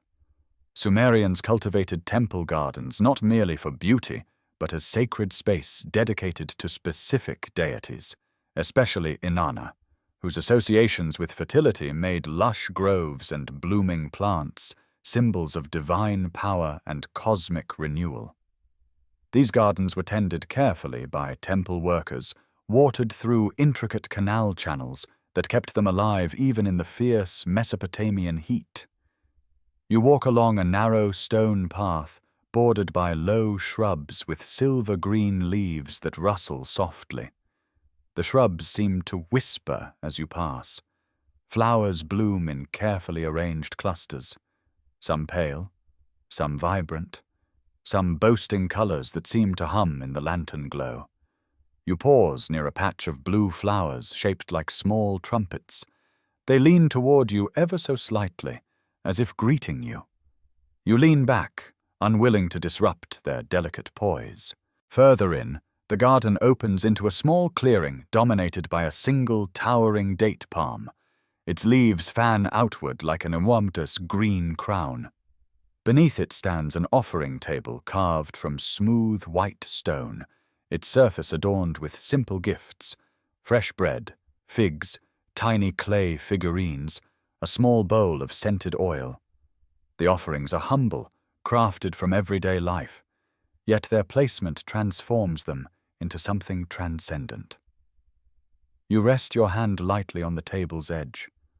The stone is cool, almost cold, as though it holds the memory of countless nights beneath the heavens. You feel a quiet pulse, your own heartbeat reflected in the stillness of the place. A quirky tidbit stirs. Some Sumerian rituals dedicated to Inanna involved small-scale reenactments of mythic love poetry, where temple singers performed verses describing the goddess's romantic escapades with great flair. You imagine a shy apprentice trying to deliver a passionate line while his friends snicker behind a fig tree. Inanna, being the bold deity she was, probably appreciated the performance, regardless of dramatic skill level. A gentle breeze sighs through the palm leaves above you. The lanterns sway again, their soft glow flickering across the garden floor like golden petals. The shadows dance in response, slow and sensuous, as though the garden itself is performing a ritual. You walk further along a winding path where vines drape over arched trellises. Their tendrils brush your shoulders lightly, cool and delicate. Historians still argue whether temple gardens like these were used for private meditation, public ceremonies, or even clandestine meetings linked to sacred storytelling traditions. Some tablets hint at festivals where gardens became stages for symbolic dramas. Others emphasize solitude, reflection, and quiet communion with the divine. The uncertainty feels fitting. These gardens carry mystery by design, their very purpose shifting like moonlight across water. You pause beside a shallow pool fed by a narrow canal. The water is so still at first that it reflects the sky perfectly, creating the illusion of a second world resting beneath the surface. Then a small fish breaks it with a ripple, scattering the reflection into shimmering fragments. The lantern light multiplies across the water in soft streaks of gold. You crouch beside the pool and dip your fingers in. The water is cool, astonishingly cool, despite the day's heat. It flows over your fingertips like liquid silk. The faint hum of insects begins to rise as night deepens. Their tiny chorus blends with the whisper of leaves and the bubbling of water. A nightbird coos softly from somewhere among the date palms. You feel your breath matching the rhythm of the garden, slow and warm. A pair of temple attendants appear in the distance, carrying a basket filled with flower petals. They sprinkle the petals along the path in gentle arcs, speaking to one another in low, melodic tones. You can't hear the words, but the cadence feels like a lullaby woven for the goddess. They see you, nod respectfully, and continue their work, their movements as fluid as the breeze. As you wander deeper into the garden, the scents grow richer, wrapping around you like a cloak of soft perfume. One corner holds tall plants with star-shaped blossoms. Each exudes a fragrance that blends honey and spice with an almost electric freshness. You breathe in deeply, letting the aroma settle in your lungs. A gentle laugh escapes you as another thought emerges. Perhaps the fragrance is what inspired ancient lovers to compose poems declaring their devotion in elaborate metaphors. Your beauty is like a fragrant date grove. Might sound odd today, but under this moonlit canopy, the comparison feels deeply romantic. You reach a final clearing where lanterns form a gentle circle. At its center stands a stone bench carved with intricate spirals, symbols of growth and divine cycles. You sit, letting your body sink into the cool stone. The world feels soft here, suspended somewhere between reality and myth, somewhere between Uruk and the realm of Inanna. The air thickens with quiet. The soundscape shrinks to soft breaths of wind and distant water. The garden embraces you, not tightly, but with the kind of gentle presence that invites stillness. Under the canopy of vines and stars, you close your eyes. You let the rustling leaves whisper stories older than your own breath, stories of gods and lovers, of fertile earth and blooming life, of devotion and beauty and the strange, shimmering magic that threads through the golden age of Uruk.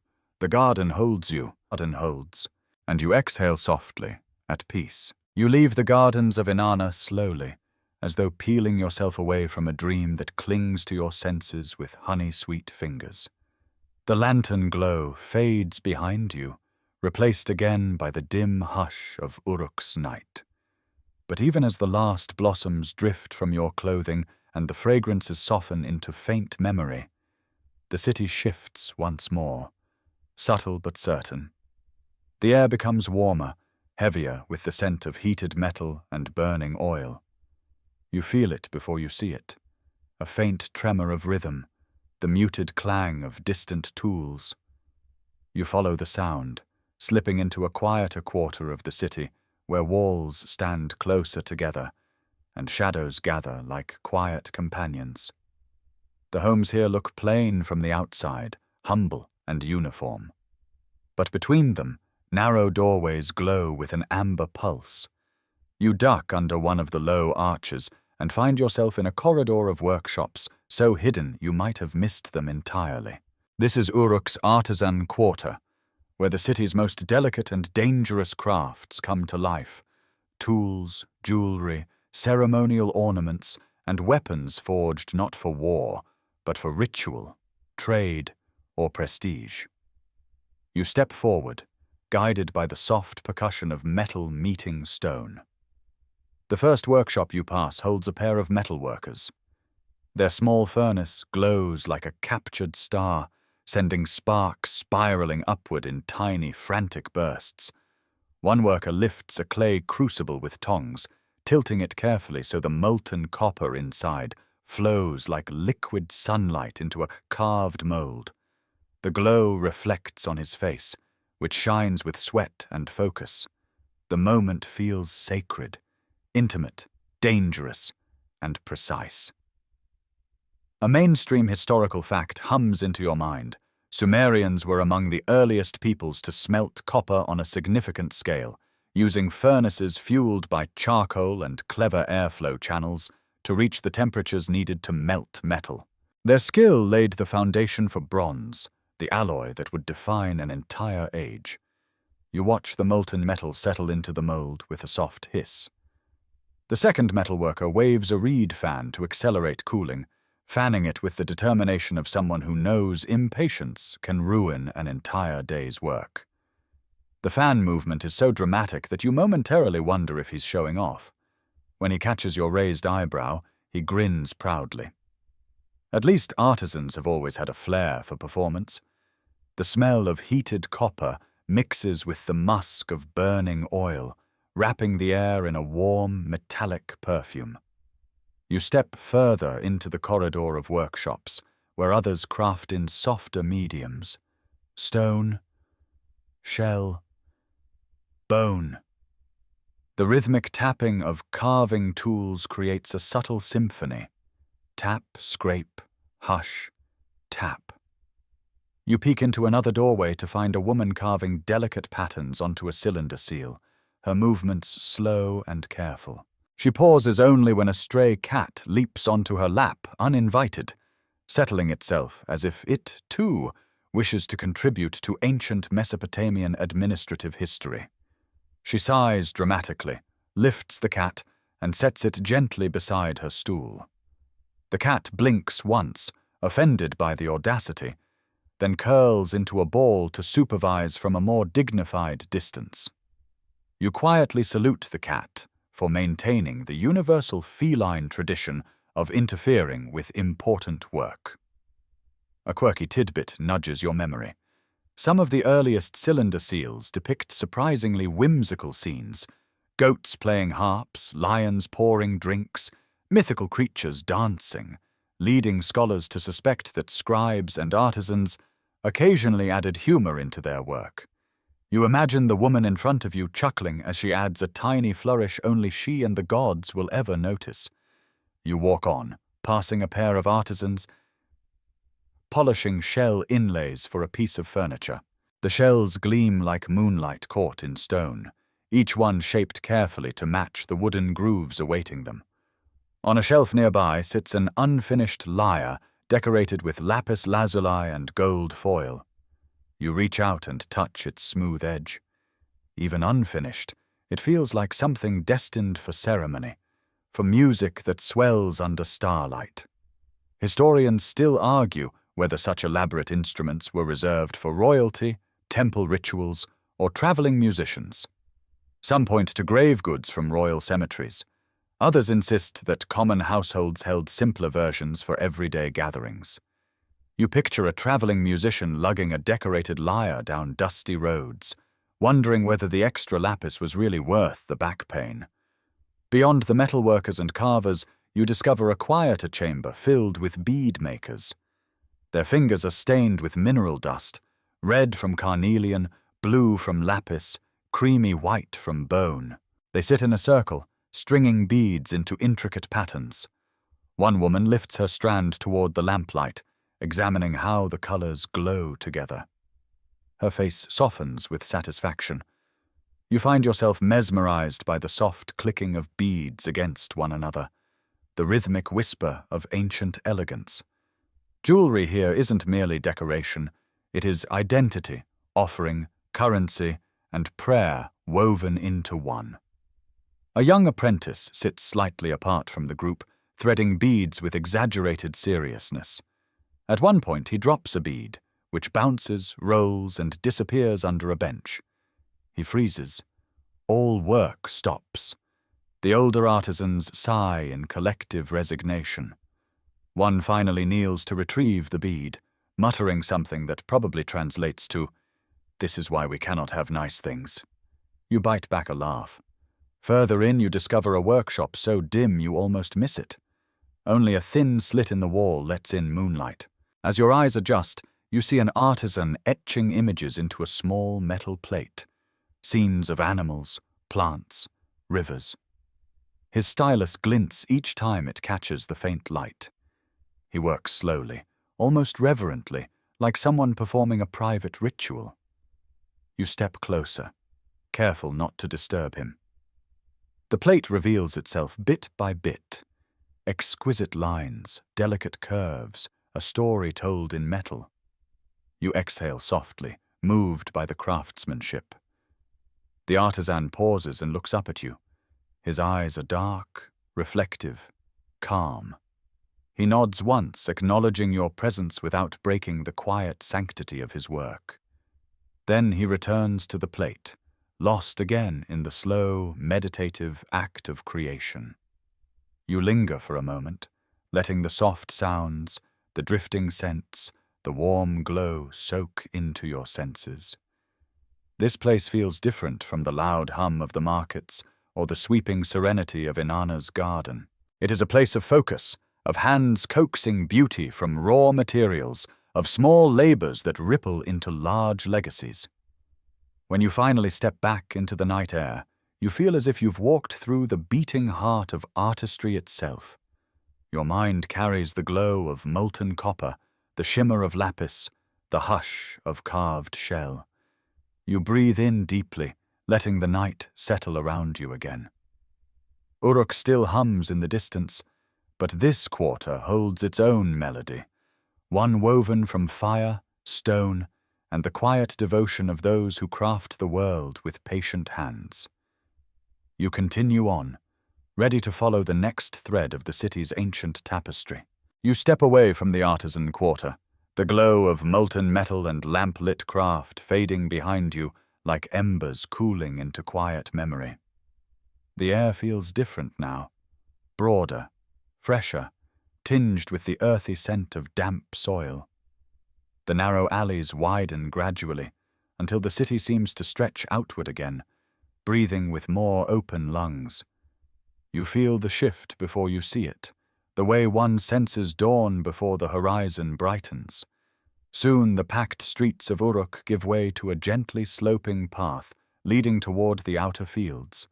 Lanterns thin out, replaced by the faint silver of moonlight washing over the land. You walk the path slowly, letting the night air cool your skin, your ears still echoing with the soft tapping of artisans shaping beauty from raw material. And then, faint but steady, you hear it. The rhythmic splash of water against clay, the rustle of grain stalks stirred by a passing breeze, the low hum of nighttime workers finishing the last tasks of the day. You follow the sounds until the city's final homes fall behind you, and the open fields spread out like a great, fertile quilt stitched by ancient hands. These are the fields and pastures of Uruk's golden age, where life flows not from brick or metal, but from the steady partnership between humans, water, soil, and animal. Moonlight spills across the irrigated fields like molten silver. You see long, narrow canals stretching into the distance, their surfaces reflecting the sky in delicate ripples. Workers move along the ridges, their shadows elongated and graceful. Some carry tools over their shoulders, others bend to check the moisture of the soil. Their motions are slow now, not the frantic rhythm of midday labor, but the tired, contented gestures of people finishing what needs to be done. A mainstream historical fact settles into your awareness. Sumerian agriculture relied heavily on intricate irrigation systems, drawing river water into canals, distributing it to fields of barley, wheat, and flax with extraordinary efficiency. These canals, dug, maintained, and expanded over generations, were masterpieces of early engineering, allowing Uruk to grow enough food to sustain its immense population. You step onto a raised levee, the earth firm beneath your feet. Water flows quietly to your right, feeding rows of barley stalks that sway gently in the night breeze. Their tips glow faintly under the moonlight, shimmering like brushed silver. You run your fingers lightly over the heads of grain. They are soft yet sturdy, the product of months of attentive labor. Ahead of you, two farmers stand knee-deep in a small canal, adjusting the wooden sluice gate that controls the water's flow. Their movements are practiced, efficient. One nudges the gate with his foot, while the other checks the water level along the field's edge. They murmur to each other in low tones, their conversation blending into the soft soundscape of night. As you pass, one of them glances your way and nods in greeting. His face is lined with fatigue, but softened by the peace that comes only when the day's work is nearly done. You nod back with equal quiet respect. A quirky tidbit floats to mind. Some early Sumerian farmers wore simple fishbone amulets for luck, believing they helped ensure smooth canal flow and healthy crops. You imagine a farmer whispering encouragement to his amulet during a stubborn drought, or chastising it after a clogged canal. "This is your one job, little fish. Work with me." The amulet likely remained stoic, as fishbones do. As you continue walking, the fields stretch out in soft waves around you. The moonlight turns the barley into a shimmering sea, its surface rippling as though the entire plain is breathing. The breeze carries hints of crushed reeds and wet soil. In the distance, a pair of oxen pull a simple wooden plow, their silhouettes moving slowly, rhythmically, like gentle giants wading through a silver dream. Historians still argue whether Uruk's agricultural fields were managed communally, by extended families, or under temple oversight. Tablet records show evidence for all three, yet none conclusively dominate. Perhaps that ambiguity reflects the fluid nature of work in the ancient world. Shared responsibility shifting with the seasons, the floods, and the needs of the land itself. You pause at the edge of a large threshing floor where several workers stand barefoot, separating grain from chaff by tossing it into the air. The lighter chaff drifts away on the breeze. The heavier grain falls back in soft patters. Under the moonlight, the falling grains sparkle like tiny stars. You stand mesmerized by the simple, elegant ritual, as though the sky has been inverted and constellations now rise from the earth. Nearby, a shepherd tends his flock.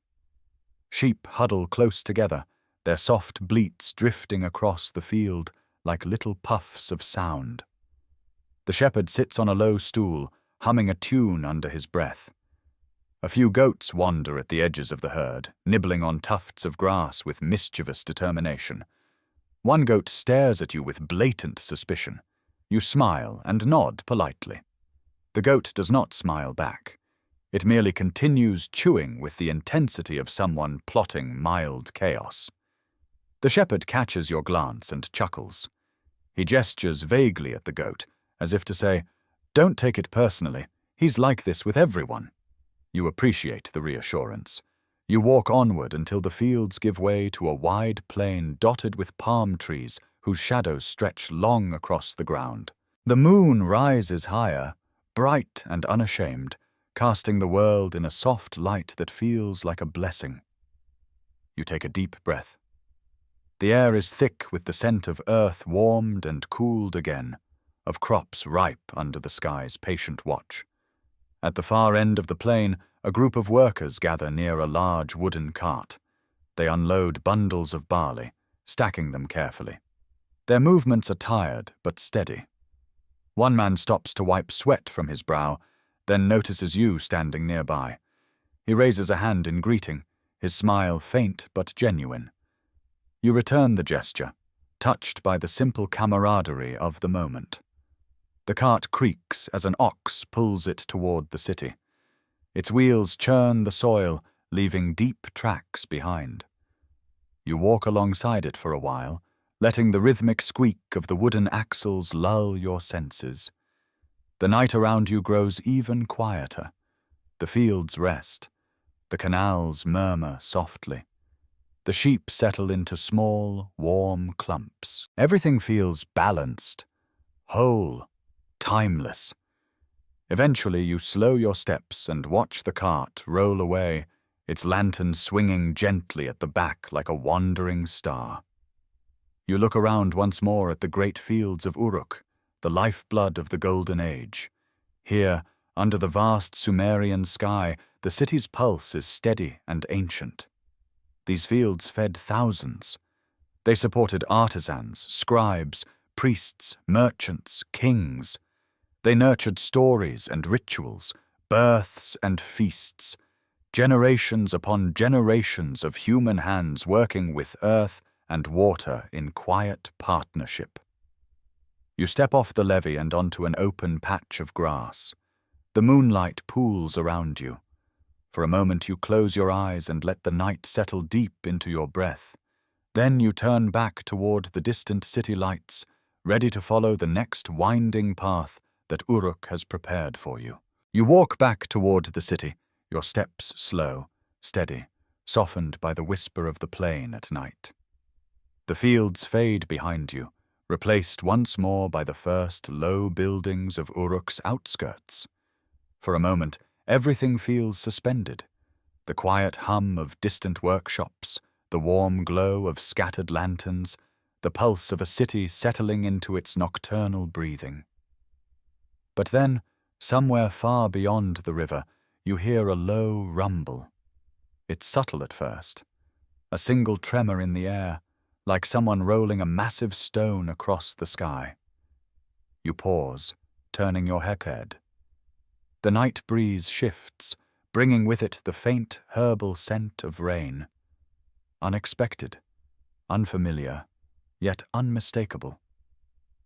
Storms do not visit the plains often, but when they do, they come with the slow, almost ritualistic confidence of something ancient. You keep walking, deeper into the city, until the first cool drop of water lands on your cheek, then another.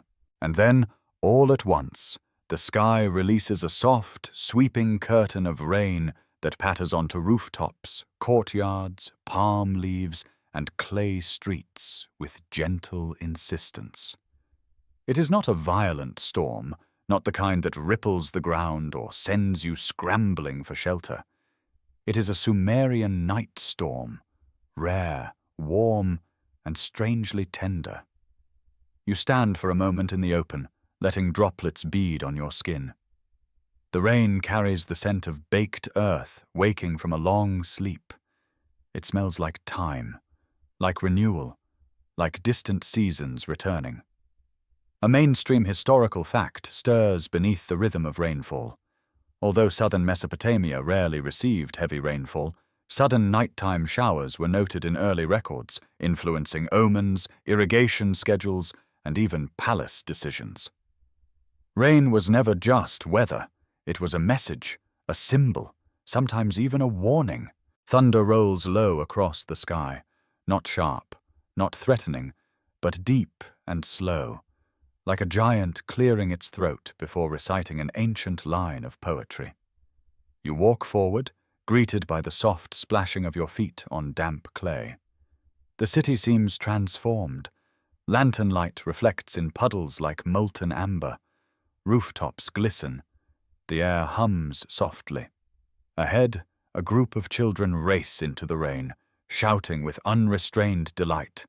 An exasperated mother calls after them, warning of colds and undone chores, but they pretend not to hear, all of them suddenly experts at selective listening. One boy skids dramatically on the wet ground, arms flailing like a startled heron, before regaining balance and letting out a triumphant whoop. You can't help smiling. You continue down a narrow lane where water channels along the edges, forming tiny streams guided by the city's gentle slopes. Reed mats hang beneath eaves, dripping rhythmically. The rain turns Uruk into a breathing instrument, its bricks and fibers and wood each producing a different note. Together they form a symphony composed entirely by the sky. You turn into a courtyard where several neighbors stand beneath a large canopy, watching the rainfall with the calm satisfaction of people who have waited months for such a moment. A man leans against a post, arms folded, explaining something in animated gestures to his companion. You catch just enough context to deduce he is offering an elaborate, highly questionable theory about how this rain will guarantee a record barley harvest. His companion nods politely, the nod of someone fully aware that tomorrow this prediction will probably be forgotten. A quirky tidbit surfaces in your mind. Some Sumerians believed storms were caused by quarrels among the gods, especially when the sky god Enlil lost patience with the world. There are tablets that record entire conversations about whether sudden rain meant divine irritation, divine generosity, or simply divine boredom.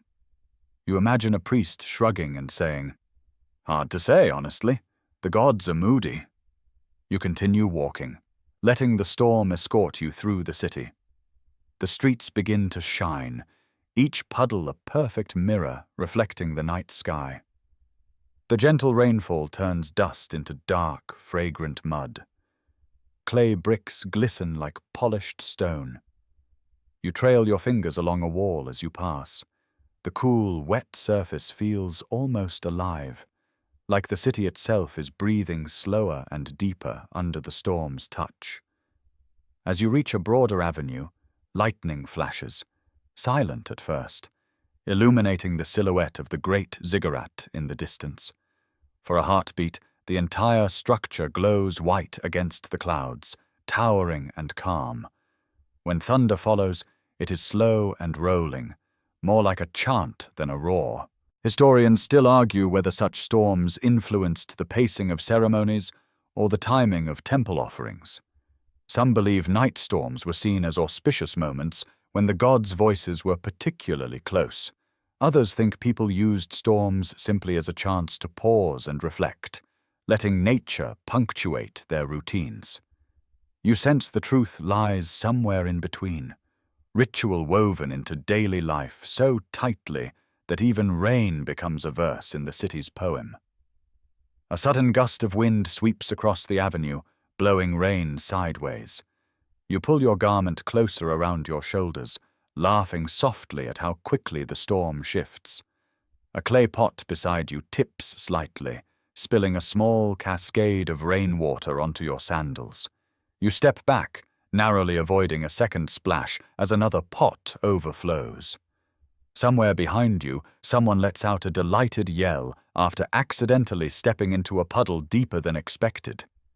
You move on, drawn toward a small terrace overlooking the river.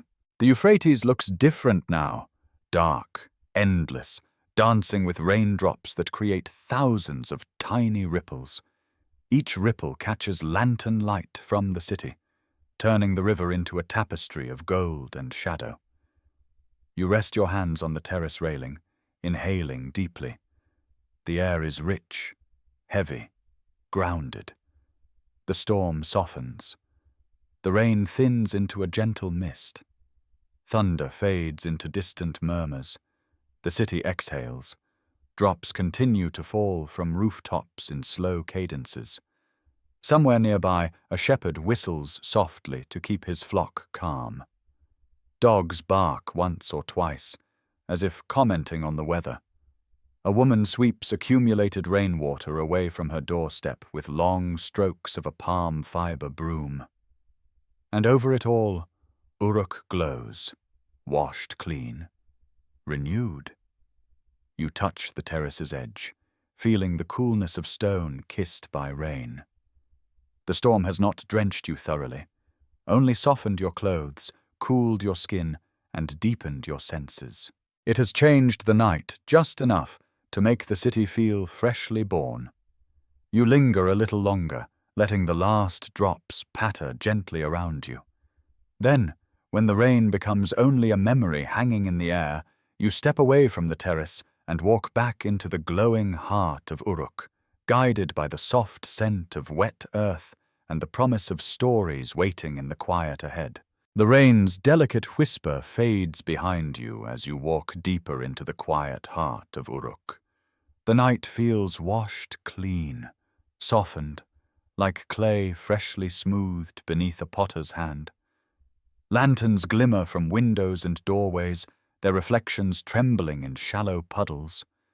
The air holds that familiar, comforting scent of wet earth mixed with just a touch of smoke from cooking hearths rekindled after the storm. But as the storm's magic dissolves into the dark, a new feeling settles over the city, something hushed, thoughtful, almost contemplative. You sense it before you understand it, the feeling of walking through a place where footsteps of the past still linger, faint but present, like shadows that haven't realized their owners have long departed. You move down a narrow lane where rooftops lean close together, forming a sheltered passageway. Your steps splash lightly through lingering puddles. The sounds of the city have softened to a gentle hush. Occasional voices, distant laughter, a dog shaking rain from its fur, a pot clacking against a kitchen bench. Everything feels slower now, quieter, as though Uruk has entered a long exhale.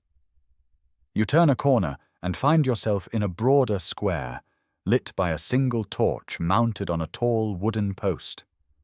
The flickering flame reveals a section of old wall, more eroded than the grand ramparts you saw earlier. Its bricks are chipped, uneven, weathered by centuries far beyond this moment in time. Grass grows in tiny clusters at its base. Some bricks bear faint markings, worn cuneiform that time has nearly erased. This wall is older than most of what you've seen. You can feel it, the way you sense age in petrified wood or a river stone polished by 1,000 currents. You step closer, letting your hand hover just above the bricks, not touching, just listening. A mainstream historical fact echoes through your memory. Uruk underwent many rises and declines over its long life, flourishing in the 4th millennium BCE, shrinking in later centuries, rising again under new rulers, then fading once more, its population waxing and waning like a slow, ancient tide. Cities are not born once. They are born and reborn in cycles. You lower your hand and touch the brick lightly. It feels cooler than the rain-cooled air. Still, patient, silent. And then you sense it. Faint footsteps of people who lived in other ages. Farmers who once worked these fields when the canals ran deeper. Scribes who etched stories now long lost. Priests who chanted hymns to gods forgotten by modern tongues. Their echoes drift through the cracks, through the dust, through the whispering wind. You step back thoughtfully. The quiet deepens. A quirky tidbit surfaces, softening the solemnity. Archaeologists once found a clay tablet from Uruk complaining, quite literally, about inferior quality copper delivered to a workshop. Someone thousands of years ago wrote an ancient version of a customer complaint.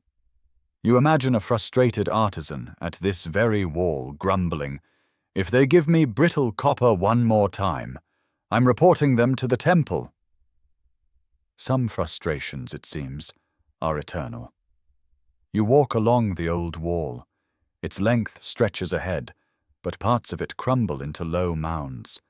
Grass pushes through gaps, weaving nature back into the city's structure. The torchlight dances over the surface, revealing faint carvings, shapes of animals, symbols of gods, decorative lines whose meanings are now mysteries. Historians still argue whether these carvings marked administrative zones, ritual areas, or early attempts at artistic murals. The debate has gone on for decades, fueled by new discoveries and fewer answers, but the ambiguity comforts you. Some things are meant to remain partly veiled, like songs half-remembered or dreams you can't fully grasp. Farther ahead, the spaces between buildings widen. The structures here feel older, more worn, as though this part of Uruk has quietly accepted its age. You walk past a home whose doorframe leans slightly inward. The windows are dark. The threshold bears deep grooves, worn smooth by lifetimes of footsteps that have now ceased. A faint breeze passes through the interior, stirring dust in slow spirals.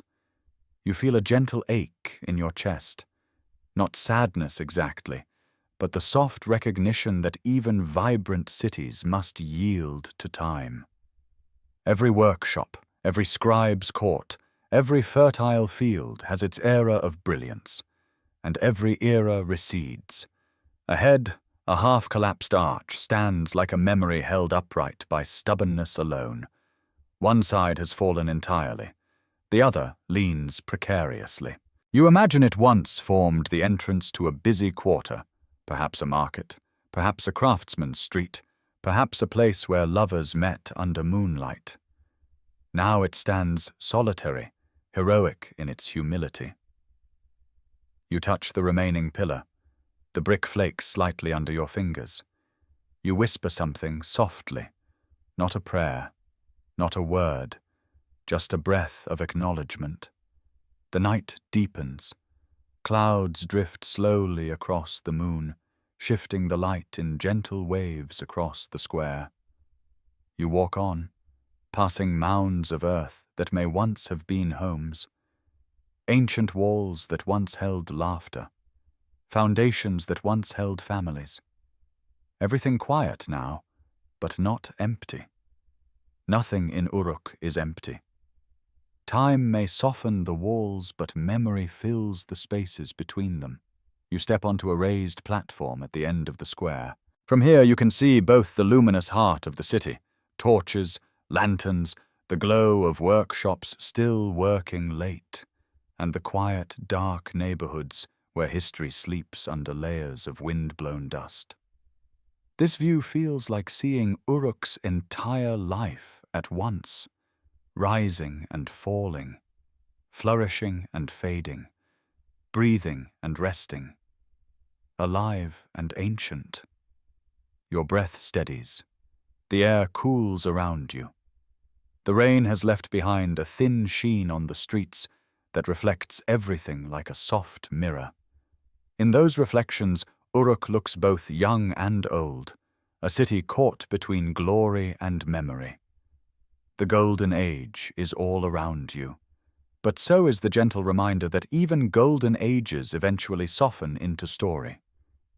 You stand quietly, letting this truth settle deep into your bones, not heavy, not sad, but natural, like leaves falling or rivers winding.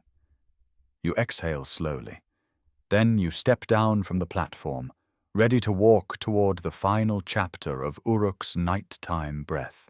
You leave the old quarter behind, stepping once more into the dim glow of lantern-lit streets. The air has grown cooler, tinged with the after-rain freshness that makes the clay walls release their soft, earthy scent. The sounds of Uruk have quieted almost completely. Even the goats, usually committed to nighttime mischief, seem to have surrendered to sleep. The city feels hushed, balanced on the thin threshold between waking and dreaming. You follow a gently curving lane that leads toward a rising slope. At first the incline is subtle, but with each step you feel the air shift, thinning into something calmer, like the city itself is guiding you upward, inviting you to witness its final whisper. You ascend slowly, your sandals brushing softly over the moist clay, until the path levels out onto a broad terrace overlooking the sleeping plains. This place feels deliberate, open to the wind, open to the moon, open to the lingering breath of thousands of years. Below you, Uruk sprawls in vast, beautiful stillness. The workshops are dim, their hearths fading. The canals glimmer faintly with sky-reflected light. The ziggurat rises like a dark, serene mountain. Every roof and courtyard breathes a gentle, steady rhythm. You stand in awe, and the silence settles into you like warm sand. A single torch burns near the terrace edge, its flame swaying with the soft wind. The glow reveals a stone bench worn smooth by countless evenings like this one. You sit slowly, placing your hands on either side of you, feeling the cool stone seep into your palms. You exhale. You look out across the city, and something inside you loosens. Some quiet knot you didn't realize you'd carried. Perhaps it's the softness of the night, or the layered echoes of all you've seen. The scribe's careful marks, the potter's hands coaxing forms from clay, the laughter of the market, the hum of the gardens, the tap of chisels in dim workshops, the fields shimmering under moonlight, the storm cleansing the city's breath. Everything feels close now, interwoven, alive. A mainstream historical fact drifts across your thoughts like a final leaf on a breeze. Uruk was one of the first great cities in human history, a model for urban life that influenced generations of civilizations after it. Its innovations in writing, architecture, governance, agriculture, and trade radiated outward like ripples from a stone cast into the world's earliest pond. And though the city eventually declined, its spirit, its firsts, its brilliance echoed far beyond its bricks. You lean forward slightly, resting your elbows on your knees. There's a quiet warmth deep in your chest, a sense of witnessing something vast, yet intimate. The Golden Age still lingers in the air, even now. You can feel it in the way the torch flickers, in the steady beat of distant footfalls, in the hush of nighttime birds nesting under rooftops. A quirky thought surfaces. If someone from ancient Uruk could see you now, sitting peacefully on this terrace, they might approach with a jar of beer and say, "It's late. Tell me what you're thinking." And you'd tell them the truth, that you feel small in the best possible way. Historians still argue whether people in ancient Uruk truly understood the scale of the civilization they were building, or whether they simply lived day by day, crafting, farming, writing, praying, laughing, unaware that they stood at the dawn of history. The debate feels almost irrelevant, because the truth is here, in your quiet breath. They lived fully, and that fullness became legacy. A gentle wind crosses the terrace, You close your eyes as it brushes your hair, cool and slow, carrying the faint scent of river reeds and distant date palms. It feels like a whisper of gratitude, from the land, from the city, from the centuries. You inhale deeply, letting the night air fill you. You exhale slowly, letting it all settle. And then, softly, gradually, like a tide rising without urgency, you feel the city's presence wrap around you, not as a crowd, not as noise, but as memory, as comfort, as story. This is the last light of Uruk, the final shimmer before dawn, the lingering warmth of a city that has offered you its heart. You rise from the bench, your movements slow, almost ceremonial.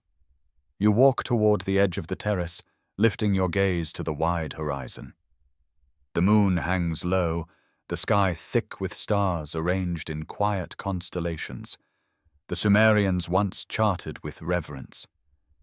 You let the sight settle deep inside you. Then you close your eyes and allow the final scene to form. A stillness, a calm, a settling. The golden age fades not with sound or spectacle, but with a soft sigh. You breathe with it. You remain there, standing between the city and the plains, between the past and the present. And Uruk, timeless and tender, stands with you. The night now thickens into a gentle cradle, softening every edge of the world around you. The terrace beneath your feet feels warm, steady, and familiar, as though it has known countless nights exactly like this one. High above, the moon drapes its pale glow across the plains and rooftops, turning every ripple of clay into a quiet shimmer. You breathe slowly, matching its patient rhythm, letting each inhale smooth your thoughts and each exhale loosen the last remaining strands of wakefulness. Uruk stretches peacefully before you, no longer alive with footsteps and voices, but resting, settled into a serene silence that feels almost protective. The distant ziggurat stands softened by the night, not monumental now, but tender, like a guardian keeping watch while the world drifts into sleep. The city's canals gleam faintly as though they hold fragments of the sky, and somewhere far below, a single late lamp flickers in a window, its glow warm and steady as a heartbeat. Let the quiet wrap around you. Let it ease your shoulders, soften your breath, and calm the spaces behind your thoughts. Feel the cool breeze that drifts across the terrace, carrying the gentle scent of river reeds and damp earth. Let it move through you, unhurried, like a slow river finding its way to the sea. You are safe here, held by the ancient quiet, embraced by a city that has lived and rested for millennia. There is nothing you must do, nowhere you must be. Only this moment, this calm, this breath. Let your eyes grow heavy. Let your mind drift like a boat on the Euphrates, and let sleep rise softly around you.